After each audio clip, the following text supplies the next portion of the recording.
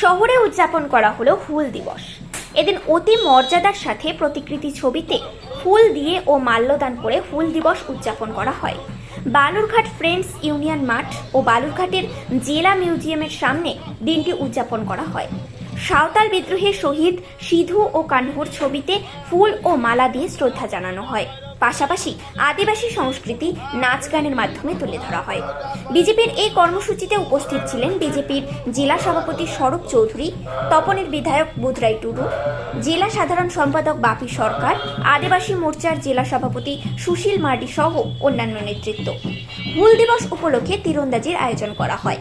সাঁওতাল বিদ্রোহে শহীদ সিধু কানহুকে শ্রদ্ধা জানানোর পাশাপাশি কিভাবে আদিবাসীরা স্বাধীনতা সংগ্রামে অগ্রণী ভূমিকা পালন করেছিলেন তার ব্যাখ্যাও তুলে ধরা হয়।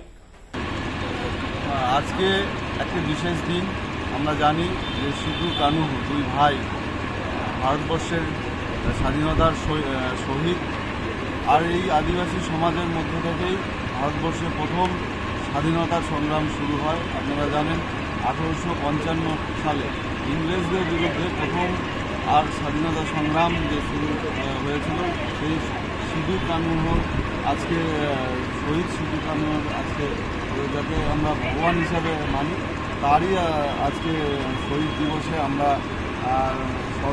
আজকে বিভিন্ন কার্যক্রমের মধ্যে মিলিত হয়েছি। বিশেষ করে বালুরঘাট ফ্রেন্ডস ইউনিয়ন মাঠে এখানে ভারতীয় জনতা আদিবাসী মোর্চার পক্ষ থেকে টিম নিক্ষেপ প্রতিযোগিতা এবং তারপরে শহীদ সিধু কানহুর স্মৃতির উদ্দেশ্যে তার বিভিন্ন কার্যক্রম আজকে আমাদের এখানে অনুষ্ঠিত হবে।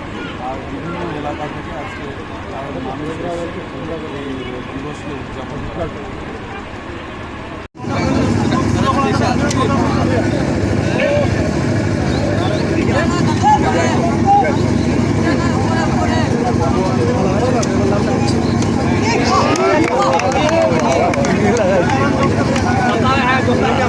এরপরে যাদের নাম ঘোষণা করছে তারা দয়া করে মার্ডি, প্রতীক মার্ডি, ঢানা মার্ডি। আমাদের সাথে থাকুন এবং দেখতে থাকুন নিউজ প্রাইম টাইমস, আপনাদের সাথে আপনাদের পাশে।